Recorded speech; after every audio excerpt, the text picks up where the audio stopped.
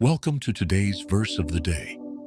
Today's passage shows Abram returning to the land God had promised him, facing a conflict within his own family, and choosing peace over strife. In these verses, we witness humility, generosity, and God's reaffirmation of his promise. Let's explore Genesis 13:1 through 18 together. Verse: So Abram went up from Egypt to the Negev, with his wife and everything he had, and Lot went with him. Abram had become very wealthy in livestock, silver, and gold. From the Negev, he went from place to place until he came to Bethel, to the place where his tent had been earlier, and where he had built an altar. There Abram called on the name of the Lord.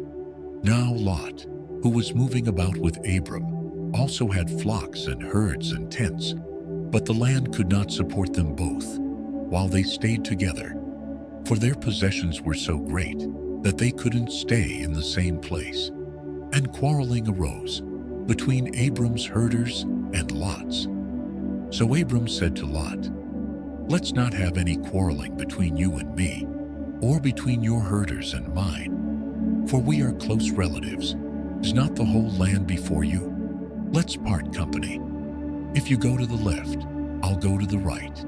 If you go to the right, I'll go to the left." Lot looked around and saw that the whole plain of the Jordan toward Zoar was well watered, like the garden of the Lord, like the land of Egypt. So Lot chose for himself the whole plain of the Jordan and set out toward the east.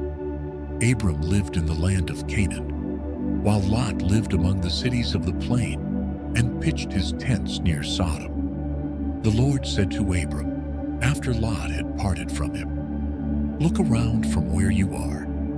All the land that you see, I will give to you, and your offspring forever.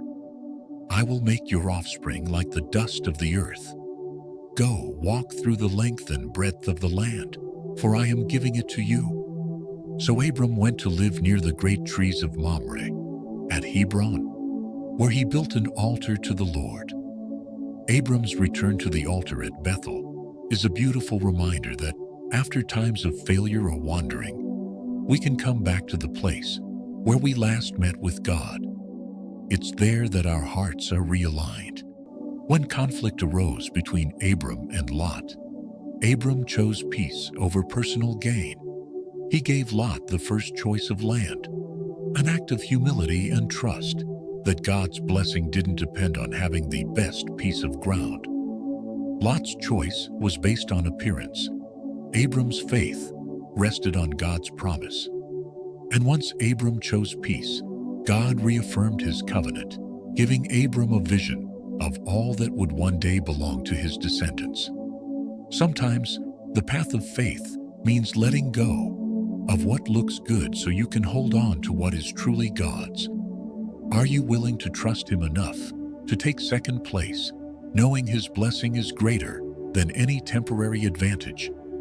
Seek peace, even if it means sacrificing your preference. Trust that God's provision will always exceed what human opportunity offers. Take time today to release any area where you feel the need to secure your own blessing. Instead, let God be the one who chooses your portion. Thank you for joining me today. If this passage encouraged you, share it with someone who needs the reminder that choosing peace over pride opens the door for God's promises to unfold.